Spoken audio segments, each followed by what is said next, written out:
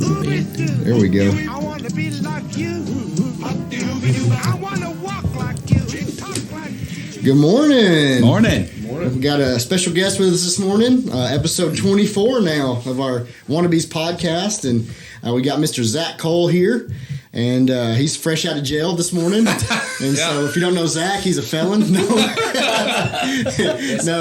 he's not. He actually has a lot going on. He's a member here at Valonia, and he also he's working on finishing up his graduate degree in PT, physical therapy, so he's working really busy right now in Bryant. And had a lot of experiences there, but how much longer do you have left? Well, I have 5 weeks on this rotation, another 9 weeks, 3 weeks off, take the boards, graduate in August, and then It's coming up.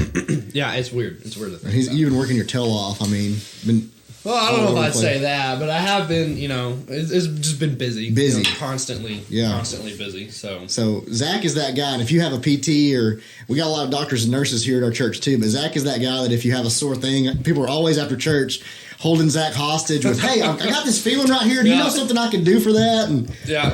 And they don't ever want to do what I tell them to do. Yeah, they don't do it. Yeah. Doesn't that sound like preaching? Yeah. It's a similarity. There's a similarity there. What do I got to do to make this go away? This is what you got to do. Yeah. They'll come back months later. I see you got the page. You do it? No. No. Like, okay, No. well. Yes. It's same thing in our job. Yeah. So I got y'all. we got lots of common ground here this morning. We're drinking our Think coffee, so we're caffeinated. So if we start talking too fast, you can comment and tell us to slow down.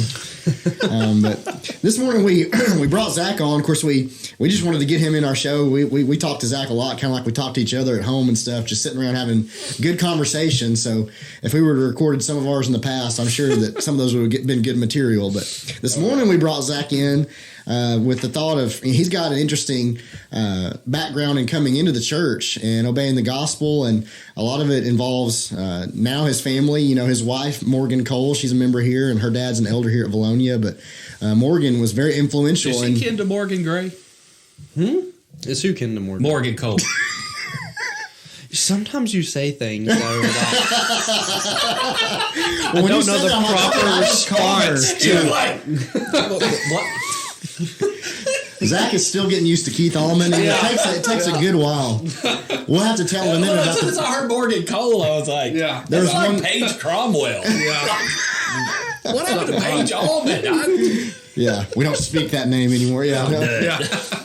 She has been saved. But Zach, how old and how long has it been since you've been in the church, would you say? Oh, Roundabout. I mean, just roundabout. I was I'm not 16 or 17, so I'm closing in on 10 years. Probably. Yeah. So it's been within a decade, not quite a decade. So you're not like a new Christian, but at the same time, you were older and you kind of had opinions and you had a religious and spiritual background before meeting Morgan, who really introduced you to the church. Well, if you know me, I have a lot of opinions about a lot of things. Oh, I was getting to that, and my wife is pretty calm and even kill, so I can only imagine, and she would agree that it was a bit of a nightmare, trying to talk to me initially about things, because, I mean, as I kind of want to bring up, like, it was like getting flipped on, like, everything you've ever known is, there's a, different thing to, that you've got to learn, and so it was just, I don't know, and we'll talk about that more as we go, I'm sure, but it's hard to be confronted with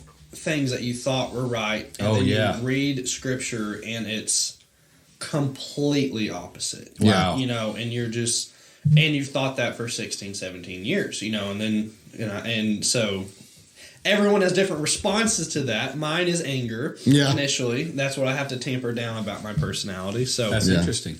But after, it's probably 2 or 3 years, I eventually got baptized here. But there's a while there where I'm sure I was difficult to talk to. Well, I'm always fascinated to talk to people who came from different backgrounds, because I respect different backgrounds, but I've grown up in Churches of Christ, and that's what my dad was, and it's what we do. But I tell people I grew up at the foot of the cross, so to speak. I went to church and heard everything that I thought was true, and I haven't changed that. And so to see somebody that comes in who sees it and obeys it sometimes I can't find that power that pulls you. Because when I was 16, 17, there were times I don't want to be a preacher's kid. I don't want to have to do this or live this way. You know, I would have wanted the freedom that came from not being at the cross. And then I would have 16, 17-year-old friends that would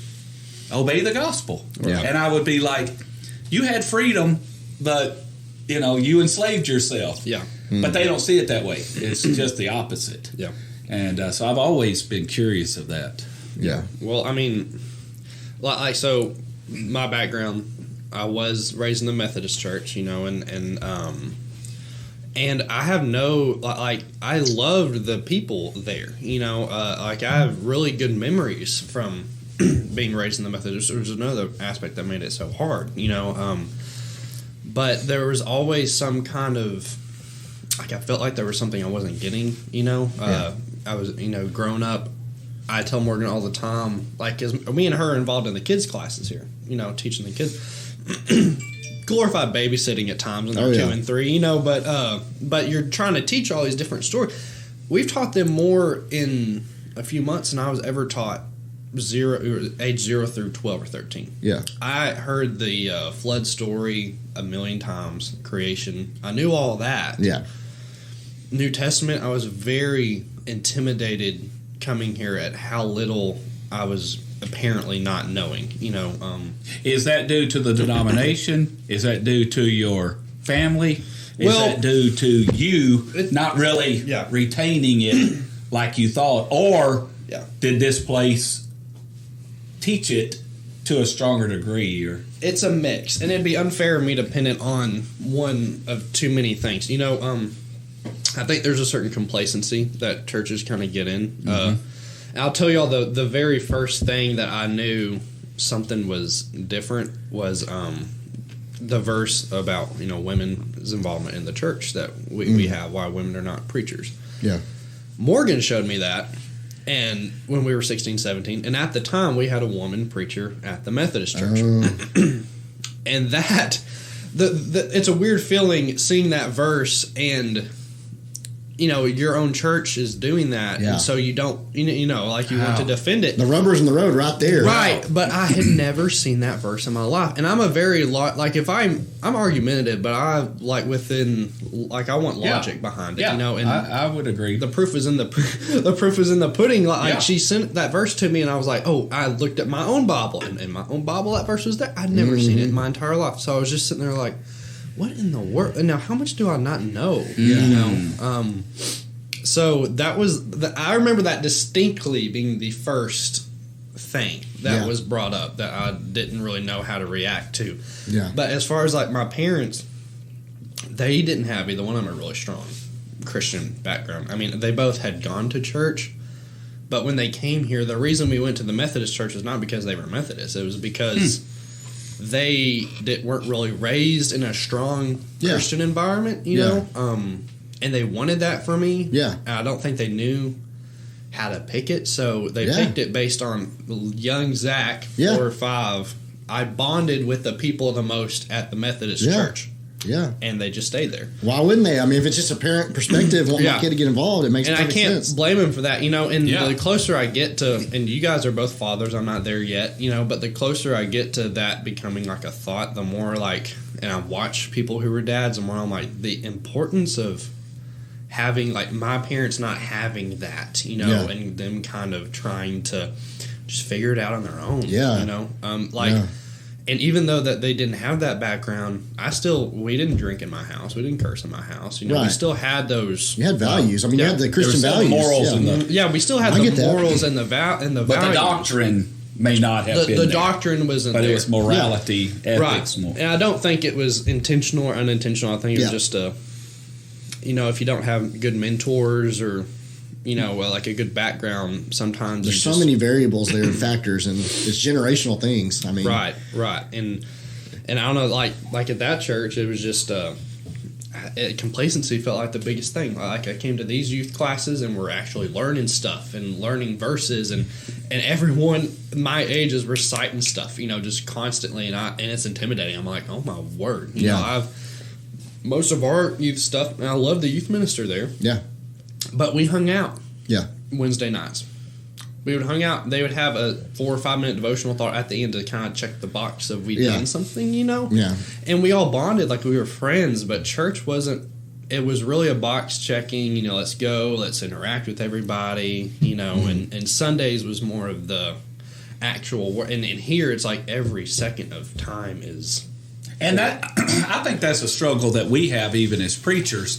You're afraid that if you just preach all the time, that nobody wants to be a part of it. You got to have that relationship bond building as well. But if we just relate to each other through the social activities, well, you could get that at school, or you could get that at a ball game through some kind of community effort. And so you want to continually be preaching and teaching, because that's really in the end what bonds us. We are bonded as Christians because of Christ.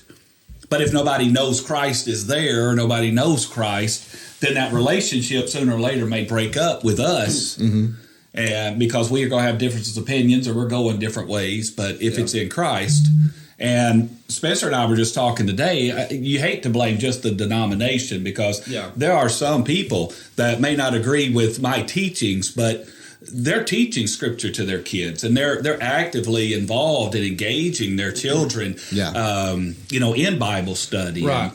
And to the the Methodist Church here in Valona, their credit, there was things that they did that were uplifting for me. Like they had the mission project that they do is called O&P, Ozark Mission Project. I did that for 2 or 3 summers, and that was the amount of people that project helped in hard communities was incredible. You don't turn your nose up at stuff like that. Right. It was actually very effective. It wasn't like we're going to go show people verses and hang out on the beach. It was for 40 hours a week, you were painting houses, building ramps, just working and doing devotionals at lunch with these people. And it was, so there was things like that where it was really great, and little youth. It was like the day-to-day stuff. I didn't feel like I learned more about John Wesley, the creator of the Methodist Church, than I did about Jesus about half the time. It's stuff like that. It was indoctrination, but not in the biblical sense. It was traditional. Well, even though, but if you think about John Wesley, if you go to Churches of Christ, seems like we're denominating things a lot today, but where they would say, if we don't use instrumental music in our worship, one of the things that we say about that is John Wesley, he never allowed it. From where we study, I don't know if you studied anything different, but they would say John Wesley would not allow instruments into his worship. Right. And he was Methodist. And so if we go back and we look at history, sometimes we're denominating things that weren't denominated. He's not like, I'm the Methodist Church. It wasn't a denomination. The Methodist Church came from him, but that doesn't necessarily mean he founded the Methodist Church. We're called Campbellites. It's the Campbell. It's the Alexander Campbell, Thomas Campbell, Stone and Campbell. Movement. You hear those. I've never been to Cane Ridge. I appreciate people that I don't have to go there to understand what the church is. Yes. And so I appreciate what men have done, but that's a generational thing. Whatever your parents did to get you in the Methodist Church, it ended up being this blessing God worked through your life to get you here. Now the ball's in your court. It's your generation thinking about your kids that will exist hopefully in the near future. Because I would even say the Mormons have Joseph Smith. Yes they do. And, yes they do. They would almost take his teachings, it seems like. Right. Now I hate to once again put them all in a box, but it seems like they would take the teachings of Joseph Smith more than they would Jesus Christ. And that's something that we all have that temptation. I gather. And we don't do that, it seems like, as much with the Alexander Campbell. We take some of his stuff, but it's more just historical. Some people have more of an appreciation than others. I guess is the way I can put it. That's a good way to put it. Well, the biggest thing in making the decision to get baptized and start coming here, it was I feel like I have an interesting perspective, and when people come in here, I remember a lot of what was preached, what wasn't, what rang in my head, what didn't. Granted, I'm a bit of more assertive personality type, so some things don't affect me as much as they do others, but for me personally, I remember what worked and what didn't, with me. One thing Morgan and I were talking about last night, and this is a small thing, but it's something like I said, the biggest intimidating thing for me was the knowledge level was such a difference. the tendency of people, and I think everyone does this, just it's like a habit in the Church of Christ, is like, I know we all know this verse, or I know you guys all know this story, whatever. I didn't. Mm-hmm. Yeah. And a lot of people that come and they don't. Yeah. And that's not it's not intentionally insulting. No, I think about that too a lot. You know what I mean? Like if you're that was one thing that bothered me at times, and it wasn't like it seemed condescending. It felt a little because I was like, all these people know. Like I've never heard that. Like some of the women in the Bible, Ruth, I didn't even know who they were. Yeah, I get you. Yeah, a lot of like the stuff in Acts. The Sermon on the Mount. I knew the term Sermon on the Mount. I couldn't have told you what the actual sermon is. Yeah, right. I get you. And so that was one of the first tendencies when brought up. I was like, I wish they would quit saying. But that's a great point, really and I learned that as I was a coach because as a coach, I would go to Walmart, and there'd be people all the time that would come up and. Obviously, you look different 20 years later than you do, when you were in class, and they'd come up, and sometimes one of the first things they say, "Hey, coach," "Hey," and they're like, "You know who I am?" Yeah. What's my name? Yeah. And I'm like, guys, on the spot. Please don't do that. Give me some mercy. Just come up and introduce yourself, and I do that a lot. Like, "Hey, I'm Keith," and they're like, "I know who you are." Yeah. Okay. Just I do that. Want to make sure, because I don't want them to think that way. I don't want them to feel bad going, I can't remember his name either. Yeah. So great point there. That something we take for granted. Well, and people that come in here, let me mute my phone. People that come in here, like everyone, I feel like that isn't a member of the Church of Christ has heard the same thing about the Church of Christ. If you weren't raised, same thing I was told is that they believe they're the only ones who go to heaven. So one point I wanted to make is one thing that I think about all the time if I'm talking to someone who's not, if they go to a different denomination or they're not even a Christian, whatever, is I'm not going to fit that description. Yeah. In any way. Like nothing. Like I'm overly intentional about the me too. word choice. Like don't fit that. Not going to feel that fire. And I've never heard. I can't even tell you how many Church of Christ now. I've never heard that preached from the pulpit once. I've never really heard that from other members. It really is something, but it's something that's so widespread and perpetrated. When I first started dating Morgan and coming here, that was the first time real judgment started to come from members at the previous church I was going to, because they were like, what they teach, right? Yeah. And now I want to be like, did you know? I'm going on 10 years. I still have not heard that. But people are so. I remember I was hypersensitive to it because I was told that so many times. Like I was sensitive to just the little things that people would say. Well, are they really meaning? Are they really trying to catch that? you? Kind of, yeah. Yeah, and I wasn't intentionally trying to do that, but I was. I was like on a high alert for waiting for someone to say it, so I could be like, see, I knew it. You know? But I've never heard. I mean, I'm 53 years old, and I've never heard that said. Now, sometimes you could come across a condescending person. Yeah, that's where because you were saying if we would say we know more Bible than someone else. Yeah. Well, obviously, then you're going to quote it to show it, and we would say.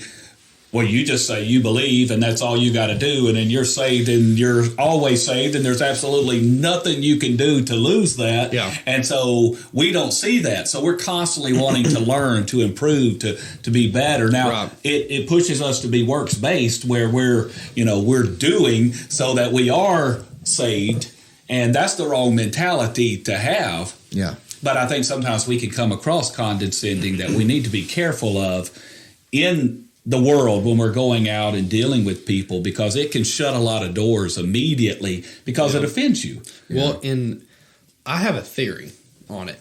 One, either there was a generation of people that actually said it all the time that we're not privy to, or the more likely thing, in my opinion, is this might be something y'all thought about or not, but it's something I've thought about a lot since coming here. The definition of church. So you guys, I assume, have the same definition I do, the biblical one. It's a saved body of Christ. From where I came from, that's not the definition that I use when I'm talking in senses. I use it as like the building. Yeah. So if you say the church is the only one going to heaven, it's the physical. You're like, we are referring to the spiritual body that has they hear that the same exact sentence will be interpreted as our church segregation. Yes, as a segregation type of thing. Wow. So okay, that's interesting. Something I do right off the bat, because I was sensitive to that, and I thought that's what people were saying at times, and I'd have to get them to clarify. Clarify definitions, I think, is a big thing. Yeah. If you start saying church, define, make it very overtly clear. There's no possible way they can misinterpret you. I mean a spiritual church, not the Bologna Church of Christ sign are the ones going. It's those who And sometimes we get that confused, though. I mean, the people sitting in the building can sometimes get that confused. And it's different when you're trying to talk to someone. You're like, no, I don't mean the Church of Christ on the building. I'm talking about the saved, the people in the body. That was never the intention of the verse either, was for us to turn it into buildings. You know? But that is what the world has... you could argue it's a tool of Satan to mix up language and definitions, like that. Yeah. But I would agree with that. I think that's what people have been hearing for a while, and no one bothers to clarify, this is what I mean. It really is more inclusive than exclusive. The church is exclusive. When we're talking about Christians, I want you to go to heaven before I know which church you go to. Right. But you are the one that is responsible for the understanding of how you do that. But what I think, and again, I think it complements where you're coming from, because I've got members of my family who have been given the answer.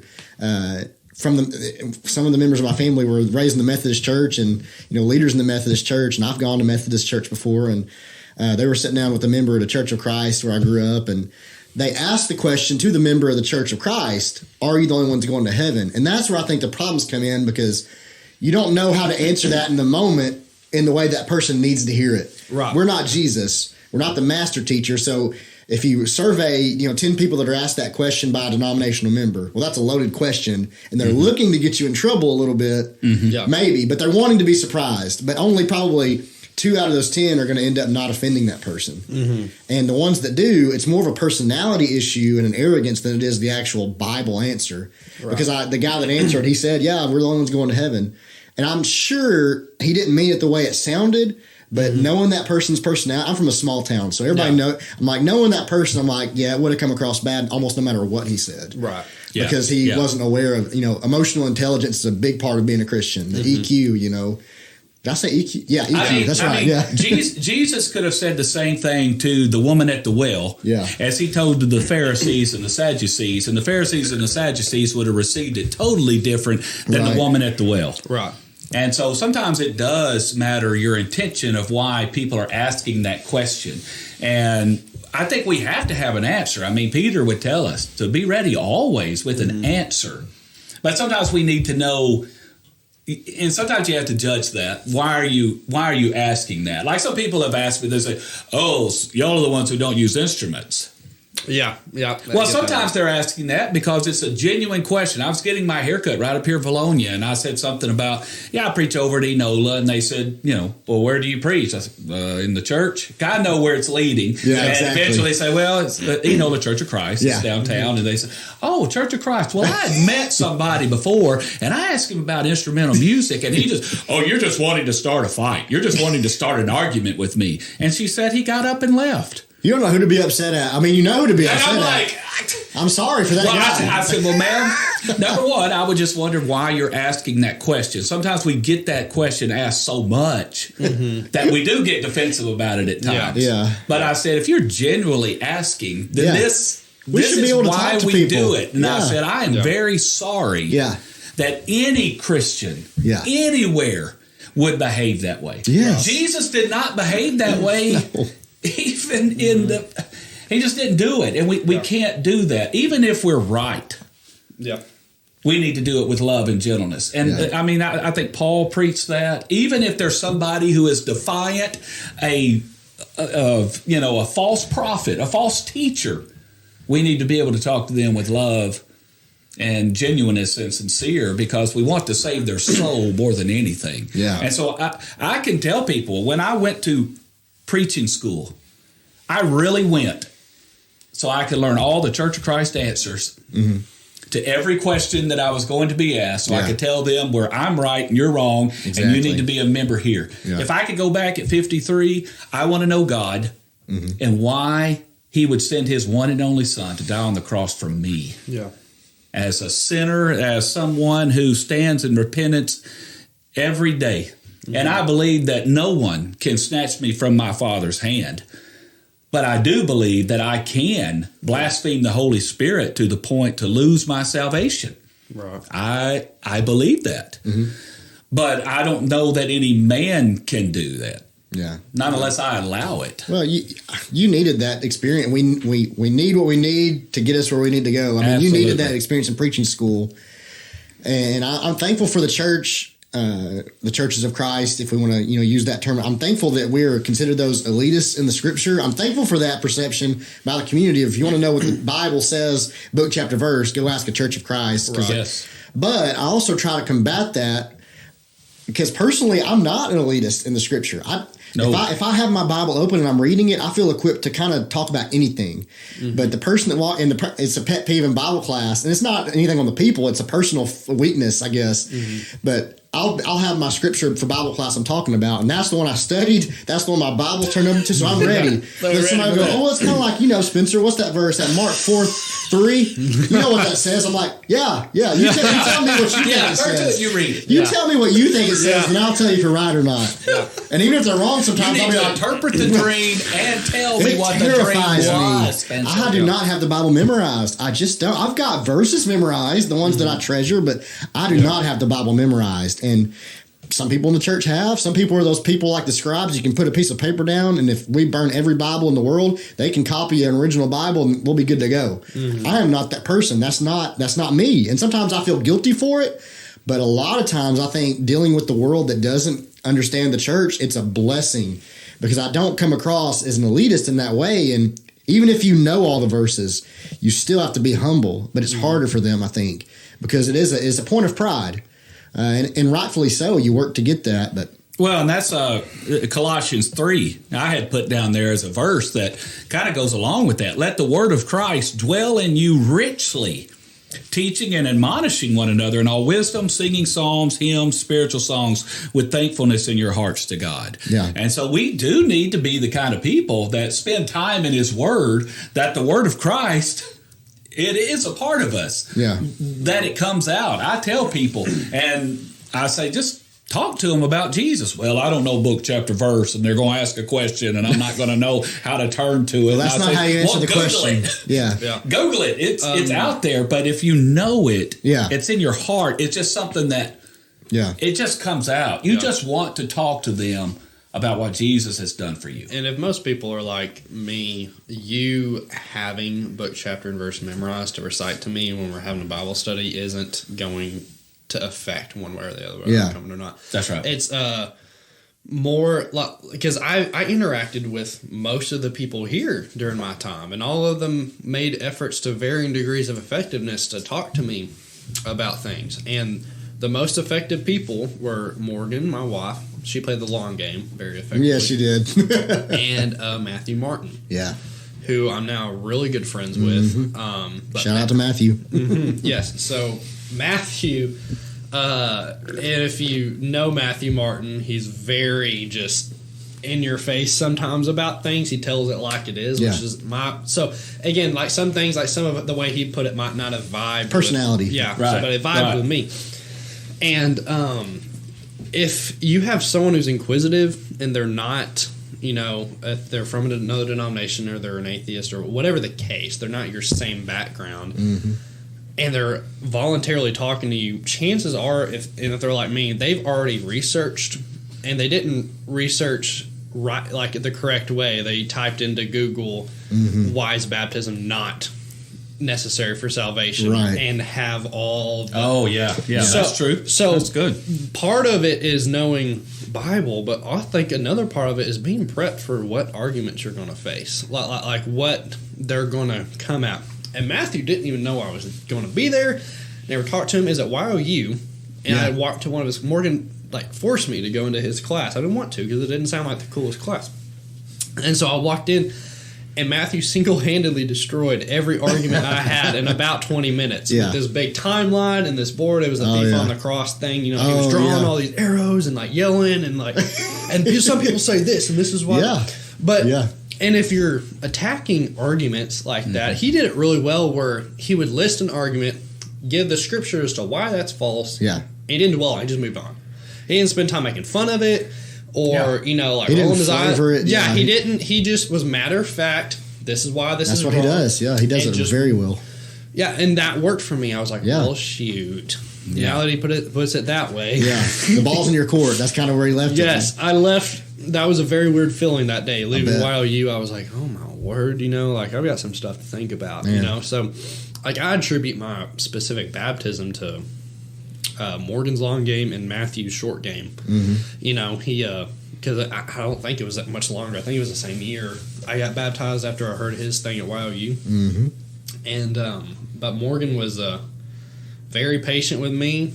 She listened to everything I'd always say. You know, she'd respond when she felt like she needed to respond. But it was, I don't know how she put up with me, to be honest. Like, that would probably be a bring her on for type of thing. You know, I don't know, but she like, I'll never forget the things that used to irritate me, but I couldn't argue against it.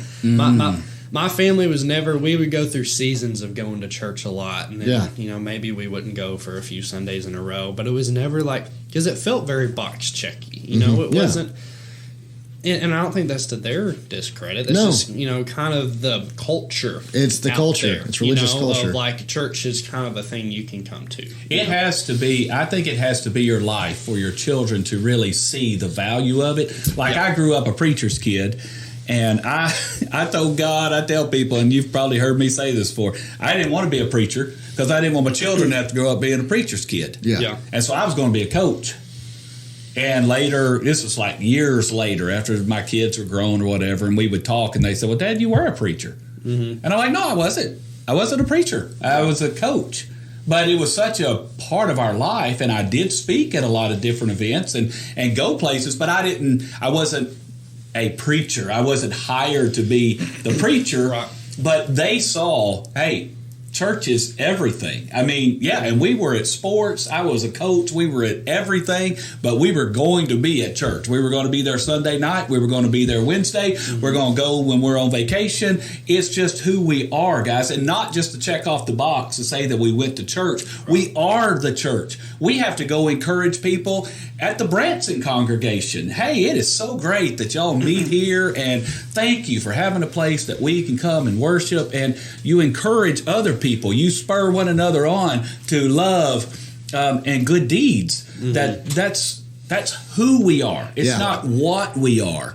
And your children have to see that. And I think too many parents, I want them to go to church so they'll be a good member of society. And I said, if that's the only reason that you're raising your kids in the church, they will leave because they can find how to be a member of a good society anywhere.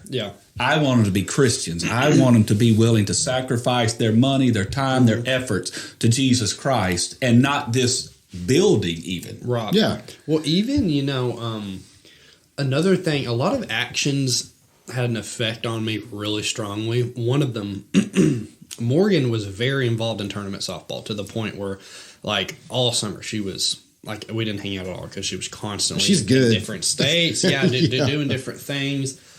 And she would very consistently, 2-3 a.m., be playing in the championship of some tournament, be at church the next morning. Wow.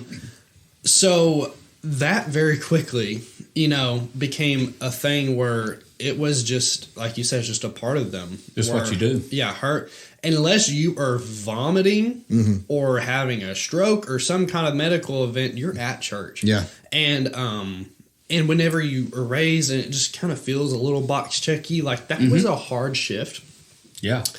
The more I was in here, the more I started, and I completely get it now, but, you know, it took a while for me to get it. And she would tell me over text, you know, 16, 17-year-old us, like, at least Jesus wasn't too tired to go die on the cross for you that day. Oh, man. You know? Man. And it made me so mad. But after I finished anything to it. After I finished being mad, I'd be like, shoot. Now You know, like, so like the whole I'm too Yeah. tired thing, and just to hammer that even home even harder. Yeah. Morgan's first job out of nursing school was a behavioral psych facility for kids. She worked the night shift, 7 to 7. Mm-hmm. She was at church every single time. She Yeah. worked the night shift. Never missed. Never once. It wasn't even an option. You know, it wasn't even a. So, and that has now become ingrained. It's who y'all are. Yeah, like when I was at CAC, I would throw the newspaper. So I'd get up like 2 o'clock in the morning, go throw the newspaper, and then go to work. And I would, if I stood up, I would fall asleep. If I sat down, I would fall asleep. Yeah. I mean, I would be in the middle of a sentence and just fall. I would be so tired. Yeah. But I'm going to go to worship, and I would get people, well, I'm so tired that I just can't go. I fall asleep and I don't get anything out of it. And I said, oh, so you really think it's just about you? Yeah, it's not just about you. It's I about think everyone it's else. more about even other people. I said, people fall asleep in my class all the time. They're 8th graders. Yeah. I'm okay with sometimes the way we talk. If you're tired, you might fall asleep, but you're there to encourage me. Right. You're there when you do wake up eventually. You're not going to go comatose and sleep there the rest of the afternoon. Somebody's going to wake you up.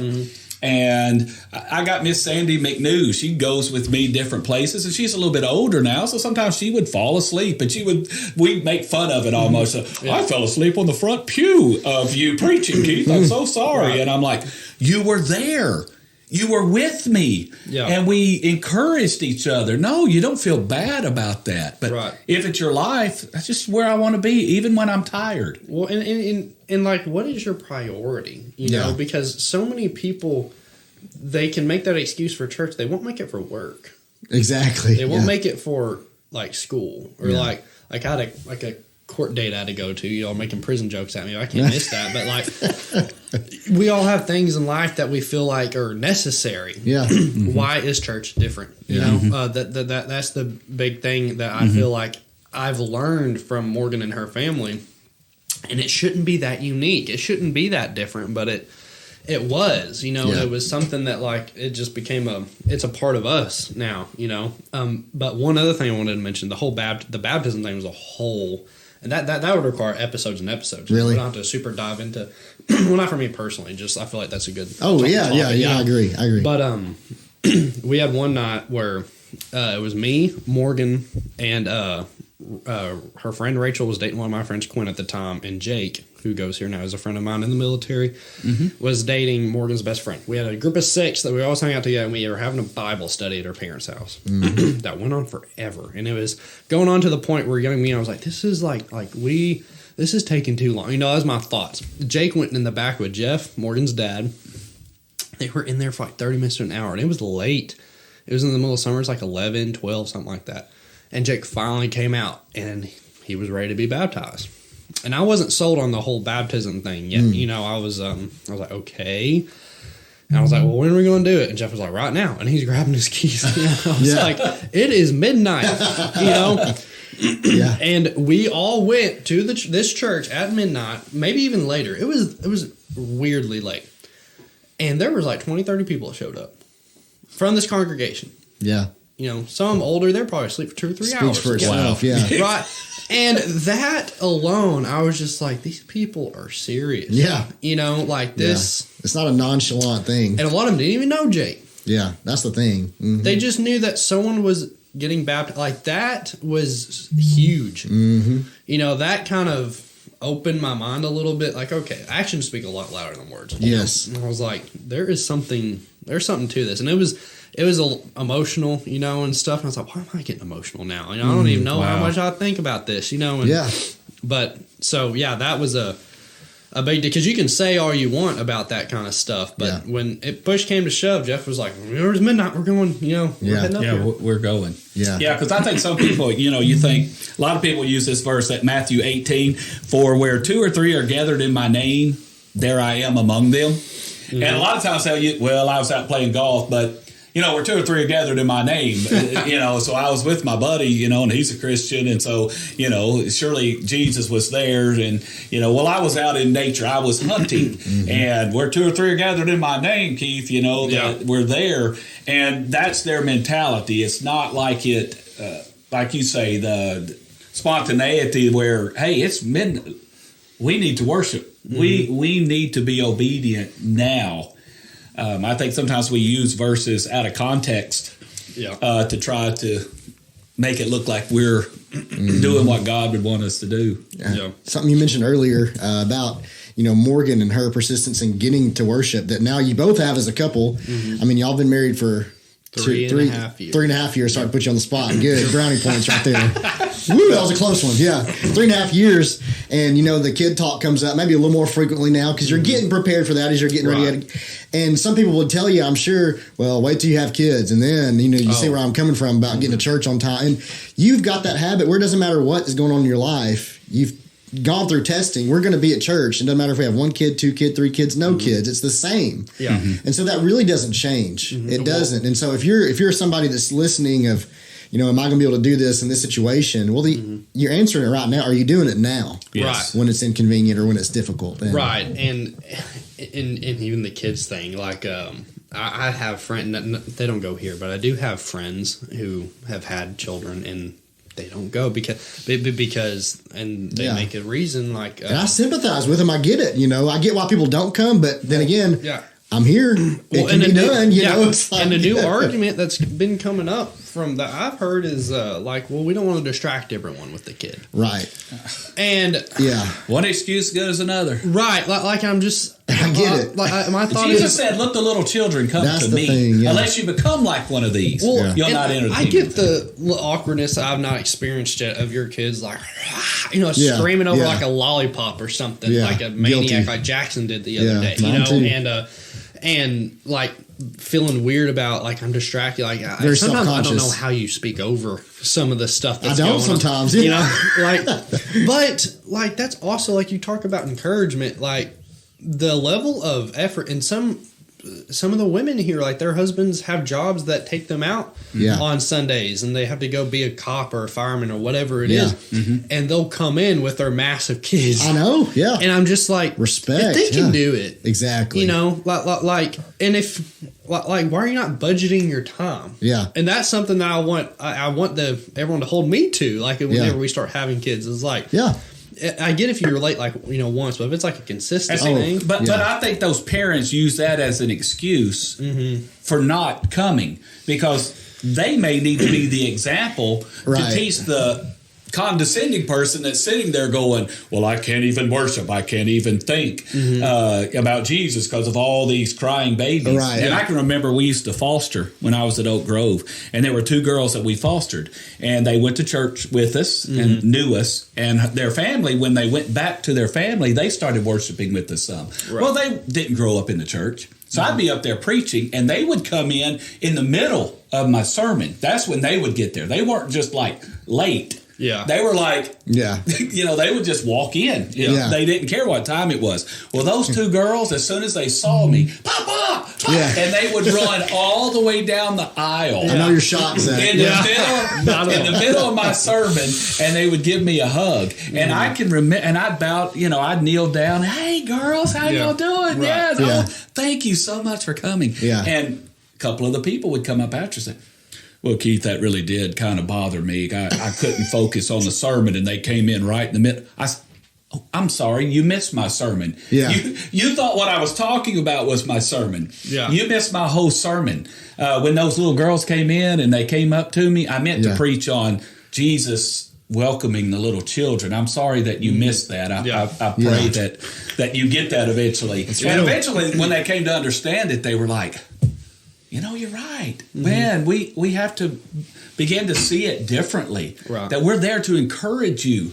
I mean, go help them. Go grab them. Go befriend them to where they want to sit with you, where they want to be with you in your presence and help the parents so maybe they can hear something. Be glad that they're there. Absolutely. And I think that's something that we need to learn. It's something that old-time people who sit there, sometimes we can see it the wrong way. And I just have to give a direct shout out because we've alluded to it, but man, the Griffin family here at Valonia, they are the the staple right now for like my inspiration as a parent because Gary, he's a cop in Conway. Yeah.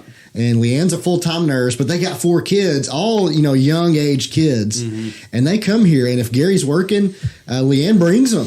Wow. And if Leanne's out of town, Gary, it's not a dad mod. They both have done it multiple times. Yes. And I look at that as that's a ministry that the preacher can't preach here. Yeah. And so if you have multiple kids, if you have any kids or whatever your situation is where you do maybe have an excuse that I would validate sometimes a mom with 4 kids staying home. Because it'd be hard. Yeah. And so if she didn't come, I could not fault that lady.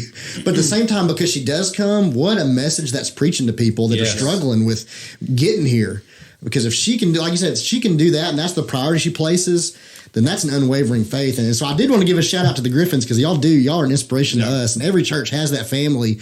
Please, express that to them sometimes, that you notice what they're doing. And I think I know who you're talking about, because when I've come back, when y'all church eat church or whatever, I've come back, and I think I've even sat with some of their kids before. Oh, yeah. And they're really good kids. Awesome kids. And man, they were turning into the songs of the songbook. So man, yeah. Right. Well, Oliver leads singing up there with Gary, and that family's just awesome there. And they've only been here a few months. I mean, they're a newer family, but they've plugged in. But they're always here. Yeah. And no matter what. And that just speaks volumes to me, like you were talking about. Well, and here we have a good, most from what I see as not being, I'm not part of, I don't hear any complaints to leadership or nothing like that. But from being just out in the pulpit, it takes a village. Everyone always says that, but I feel like for the most part, people bring all their kids, and you just have a group to help. Yeah, you kind of just have to let them go, and you trust each other. Yeah. My little niece Josie is a crazy ball of energy. I love her to death. Yeah. But she has to see about 7 to 8 people per church service. Yeah. Isn't that awesome? Yes, but we're there. Yeah, like we're there. They know they're going to see you, right? Yeah. We're there it's to help corral. Yes, it's real. And it's not just family. It has to be friends and Right. Lord knows we all need it. I mean, mine are the same way. Yeah. So it's just it's one of those things where that encourages me for when we do have a kid, like we have a village here to help. Takes away some of that anxiety of not having kids. That is, and I'll give a shout out, like you gave a shout out there, just to the Enola congregation. Mm-hmm. They love when we do things for our kids, and I preach simple anyway. I'm simple minded, but I try. That was an agreeing laugh. Yeah. Criminal. Hey, I'm simple minded too. So, Where's my button? There's my button right there. Let's go to the book chapter verse. Do a simple minded. But I involve the kids a lot. And it's amazing to me. You can hear them singing. If you sing the songs that they know, right, they're singing. Oh, yeah. They want to pray. Mm-hmm. They are involved. They will answer your questions. They actually, Spencer, they really do hear you. Yeah, they do. If you're preaching to them, they do. They will hear you. And they will answer your questions. Yeah. And you never know what answer that might be. But, sometimes it's a truth that we need to hear that is good. So Enola's really good about that. And because of that, we have young people that are there. Mm-hmm. And because of that, the parents are there. And because of that, the grandparents are there. And because of that, we have a body that's made up of different parts. Right. Right. And we're able to really show the love of Christ. I wanted to bring it back a little bit before we got off talking about, which I'm glad we did, talking about family and kids being that example. But you mentioned in your life, there's the short game, the long game that we play with people. And as the preacher, when I'm wearing that hat, I feel like I'm playing the short game on Sundays and Wednesdays and stuff, because you got a certain amount of time that you really want to get the message across and kind of give the defense the Bible gives and put the ball in people's court to do something with the message. Right. But I'm really more fond of the long game strategy as just being a Christian. And what you mentioned about Morgan and your relationship and playing that long game, the key word that kept coming up was she listened to you too. Yes. And I feel like that is the want to be like Christ. It's what's your long game look like? Is it having a longer conversation and holding somebody hostage? Or is it, there's a time to talk, but there's a lot of time to listen. Right. And how much more, I don't know, would the church be known in the right light, and would the church grow if we listen to people? Sometimes we're not comfortable listening because I don't know why. I don't know if it's because we're scared to listen to things that aren't biblical because we feel like that somehow taints our faith, which isn't true, or we're scared we might learn something. Yeah. Right. There's things we learn from people sometimes that are, in that denominational world that we need to kind of not turn our nose up to. Yeah. Like you were talking about the mission work of the Methodist Church, and like that's a good effort. It is. I was talking yesterday to a lady who and her husband run the children's ministry at a church in town, at one of the denominations in town, and I was like, tell me about your children's ministry. And it was excellent. I mean, she was talking about how the kids are learning Bible passages and names for Christ, names for God, and they're going home and memorizing and coming back, and they're really wanting quality, scriptures that their kids don't just recite it and forget it, but they remember. I'm like, man, that's good. Yeah. But I was thinking about church, and I'm not talking about my church, but I'm like, what if we took some of those conversations? That's a good point. That's just a good thing for a Christian to be doing, and we implemented it at the church. Right. And people were, oh, this is awesome. Where did you get that idea? Well, I got it from X and X church down there. Oh, no, we can't do that. There's a little bit of muck in the water there. There is, And I didn't want to get too caught up in the gray area, but the long game is so important to at least listen to people. Yeah, and the short game only works if you've got the long game. Oh, that's a good point. That's a good point. Like, you can have no short game. Again, shout out to Matthew. He's not only playing one game. Yeah, it's not like care. Matthew just had a good point. Matthew's a preacher, and he's very highly respectable. Like I know you two. But if you would have just had Matthew, it wouldn't have worked. It wouldn't have worked. No. Well, that wasn't the day. But that's why everybody's got their talents, and that's why we've got the church, the body of Christ. Well, and it's like getting your long game in order, if you want to refer to it that way. Is the most important thing. I feel like we as Christians feel. And the more I'm in here, the more I learn, the more I kind of feel the pressure to interact with someone. You're like, this is the moment. I can make a difference. And you fumble over yourself, what words to say, or whatever. And I really don't think. I think God's going to work with whatever you give Him as long as you trust Him. Yeah. And and sometimes it's literally no words; it's listening. Yeah. Because half the time people are coming to you, and whatever you say is going to go in one ear and out the other, anyways. But but they're waiting to see the arrogance. Yeah. That's what people expect. They expect us to be uppity. They expect us to think we're the only ones going to heaven. That's what they're told. Yeah, that's already there. You don't have to establish that. Don't fit that. And people are not stupid. They know when you're looking them in the eyes, and they know when you're digesting. So just listening and digesting and not saying anything, for me, was very effective. Yeah. I'm like, well, they actually listened. Exactly. I want to go talk to them more, and that's really what it is, building relationships and active listening to people. And the pressure's not on you to own the moment and get a baptism right there, and save them right in the moment. It's not really your job, I don't think, as a Christian. Your job is to plant the seed. Yeah.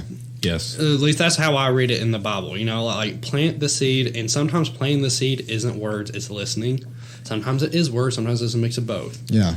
And that short game aspect only even works if you're, if I'm listening to someone, if I'm out drinking at bars and getting arrested and put in prison. You need to stop doing that. Whatever it is. Please stop doing that stuff. If I'm a good Christian here and I'm dropping F-bombs and cursing or whatever your vice is, people see that in the community, and so your reputation has to be somewhat in order. You don't have to necessarily have the reputation of being a saint, but as long as you're not, have a reputation that's going to damage your short game. Yeah. And I think that's true for ministers, and I know elders are to be above reproach. Yeah. Right. And how many community members, so-and-so is one of your leaders? Oh, no, I'll never go to that as long as that it's man's hard there. to work against that. And it's just his reputation. He might know all the Bible, might have memorized, but if you're not living it, they see it. And Right. It's been a good talk today. Yeah. And I was going to add, it doesn't always have to be serious. There's a time to have serious conversation, but a lot of good relationships also involve, fond memories. And I have to get you to tell one fond memory you have of your first encounter with Keith over here. Oh no, it was a very serious moment. Well, that wasn't. He really used the art. He used the art of humor here very well. And you're talking about the. Oh yeah, you know what I'm talking about. Yeah. Okay, so I didn't know. Yeah, I didn't know Keith well. You were about to. No Dave. one It's a does. bit You were boisterous. about to learn him real good. And it was around Thanksgiving, his first year here, I think, because Yeah. Tim I think was on last week's episode. He was, yeah. He had organized this thing for the youth, and Morgan and I are always doing stuff with the youth just to hang out with, and Tim's got this thing going where it was like 20 of us there, and we're all saying what we are thankful for and appreciate for everyone else. And Yeah. we've all been around each other for years, so it was getting emotional. People Yeah. are crying. Yeah. Crocodile tears.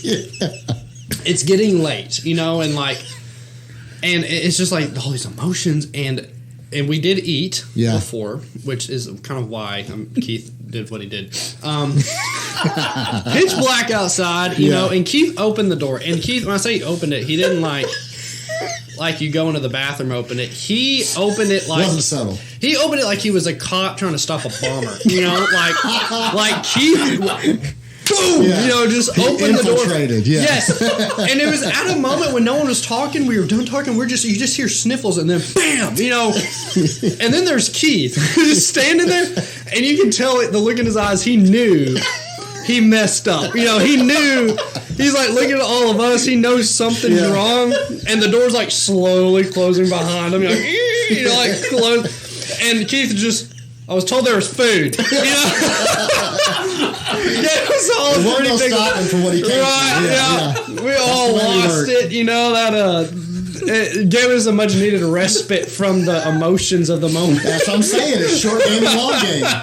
That's how you do it right there. That's how it's played. Man. Angela was so embarrassed. We were telling her, she was like, "What did he do?" But she wasn't shocked. She wasn't shocked. Our wives are never shocked by No. what people tell No, them. man. No, not at all. And before we do go, there's something I got to give you too. Yeah. Because I've got a parting gift, and you already know it's there. No, I'm not going to do anything crazy that you're not aware of. Yeah. Well, Like okay. backing up, like, what's But he yeah, about to do to me? Yeah. So if you don't know Zach too well, he's got a very good talent at scaring specifically me in this church building. And I couldn't tell you the amount of times I've been on the floor because he's jumped out and scared me. And one of the times involved this mask here. Yeah. It has been in my office for months. I don't know if it's you or Jake. It's a combination effort. Yeah. But Annette, who cleans the building, she keeps finding this mask in this office. And I think she's at the point of snapping. So if we don't get this out of here, but this is my gift to you from the Wannabees to Zach Cole. Wear that to court. Yeah, wear that to court. That to That court. really helps. Yeah, that's a good way to get tased, So, but thanks, Zach, for joining Yeah, us thank you, this Zach. Thanks for morning. having And I'm me sure on. we'll have you back on in the Thank future. you for but your faith. And yeah, thank you for sharing that personal journey there because that And helps thank you, so many. Morgan. Yeah, Morgan. Yes. Yes. Wives, what Yes, would we do thank you, without Morgan. faithful women? So. Oh yeah. Yes. We're blessed, but we want to be more like Christ, and we also want to encourage you, if you're listening on whether it be Facebook or whether it's the podcast that comes out, please review these things, share these things on your Facebook, and to whoever might benefit from them. We want to grow this ministry to help as many people as we can. So give us feedback and comments on future conversations you'd like to hear. Thank you guys that are listening, that are on Facebook today and joining us. Give your feedback and things that touched you. But also just a shout out for the kids podcast we put out last week. There's more episodes coming. So if you have little ones at your church or you have little ones in your family that can benefit from hearing just fun, silly Bible stories that teach kids some valuable things, we're going to keep putting those out. That's the Wannabe and Friends. So that's a new thing. And it's on our Facebook page. So you can see the link there. But yeah, we're just trying to grow, and we appreciate our listeners so much. And thank you again, Zach. And Thank you guys. we hope you'll have a blessed and wonderful rest of your day. Yep. Around.